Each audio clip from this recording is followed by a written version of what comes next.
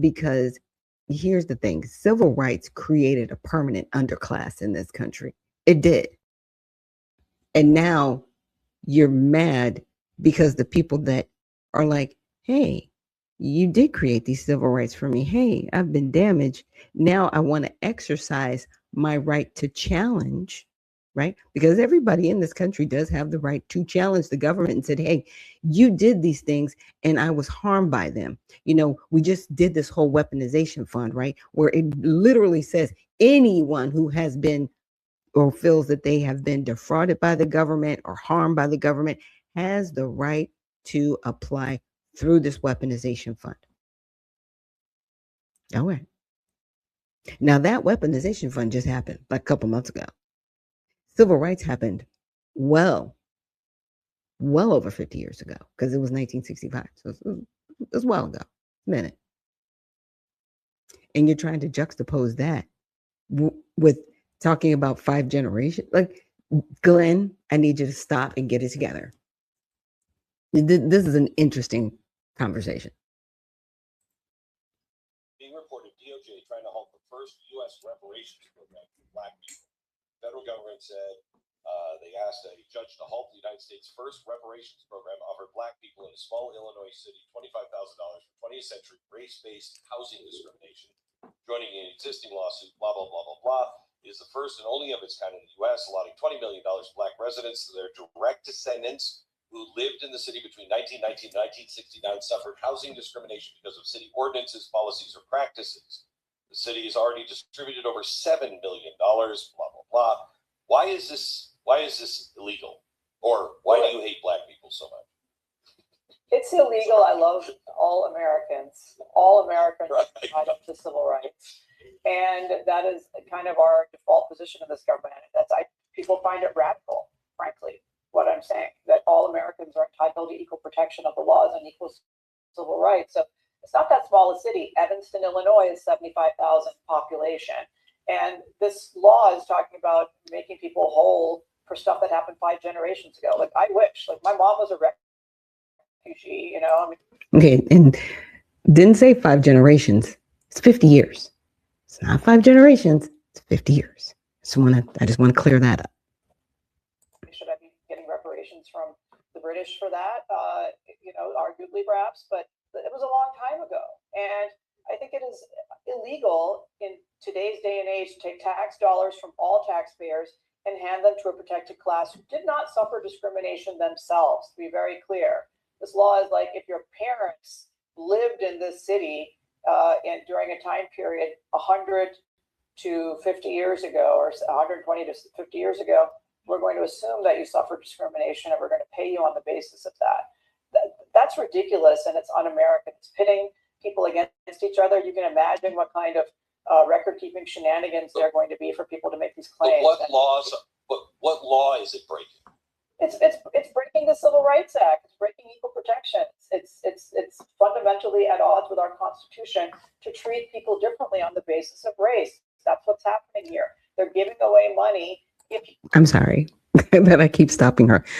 Ma'am, I know you are a very well-trained attorney. Obviously, you work for the DOJ. You did your thing. But when it comes to civil rights, what I think you don't understand is, first of all, it was put in place in 1866. The Voting Rights Act happened in 1965. And they're 2 different things. So the one from 1866 actually did give those who were emancipated, who had been formerly enslaved, rights in this country, which is ridiculous because we had a Bill of Rights that had already been adopted into the Constitution by that time that said all men are created equal.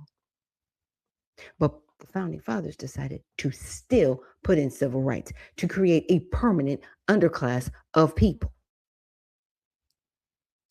And you go, it's violating the civil rights. How? Civil rights were specifically put in place for emancipated slaves and their descendants. It's not separate. What are you talking about? And this is where I go, okay, you need to sit down and pick up a book. You really need to study this out. Because if you had, you would have probably come across something that I did. which was Senate Bill 9, under the 39th Congress in this country, where it did say that you cannot harm those who had been emancipated in any way.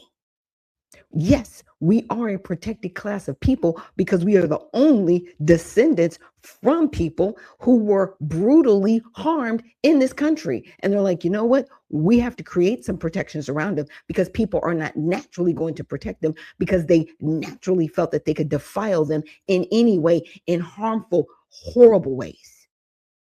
Should I bring up some pictures of people burned alive while people are standing behind them smiling? That happened on this soil. I'm not going to be able to get through a 3-minute video. I am 12 minutes into my show. It's a mess. But I have to keep stopping to stop the nonsense. Stop. I'm going to let it finish.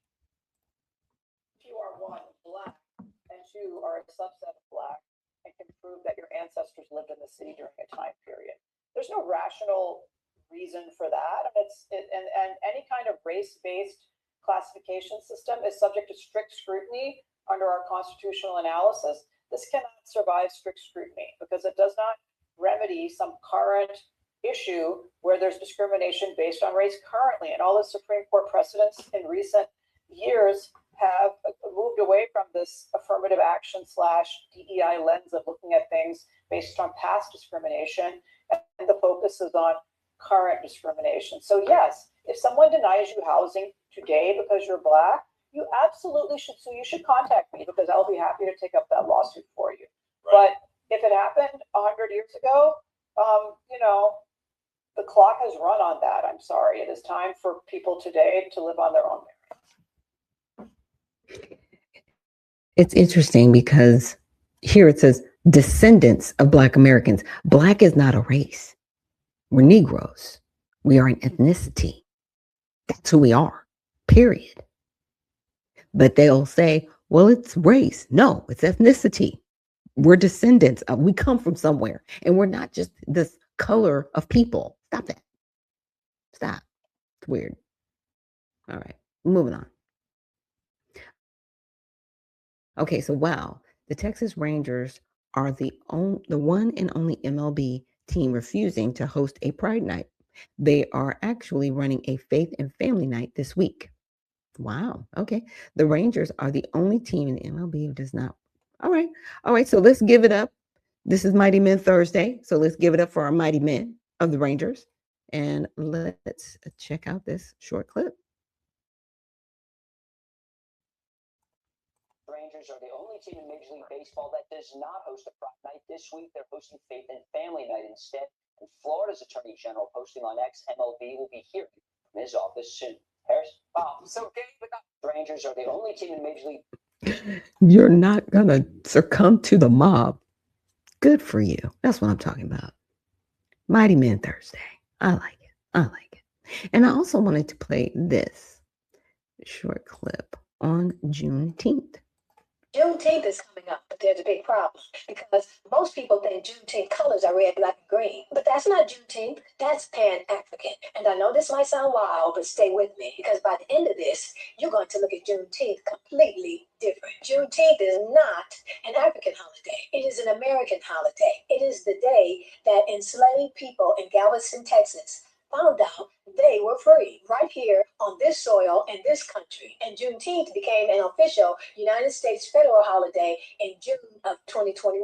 So Juneteenth actually has its own flag, and most people have never seen it. It's red, white, and blue with a star in the center and a burst around it. The star has a dual meaning. One, it represents Texas, the Lone Star State, and it also represents the freedom of foundational Black Americans across all 50 states. And the burst around it represents a new beginning, the birth of a new day, and a fresh start for newly free people. The same colors as the American flag, because the message is clear. Our freedom is American history, not borrowed from somewhere else. A foundational Black American who is a community organizer and activist named Ben Hay designed the flag in 1997 because he believed that Juneteenth deserved a symbol that told the truth about what the holiday actually is. This Juneteenth, don't let corporate America tell you how to represent our foundational Black American holiday. And let me know in the comments, did you know this already? Yeah, a lot of us don't. A lot of us see the red and green. I was like, I've seen red, yellow, and green. I was like, oh, what are you talking about? This is an American holiday. I don't know whose colors those are, but that's not us.